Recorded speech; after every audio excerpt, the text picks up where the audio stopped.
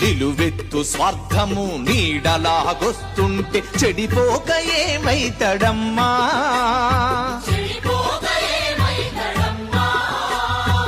ఆత్మీయ బంధాల ప్రేమ సంబంధాల దిగజారుతున్నడోయమ్మా.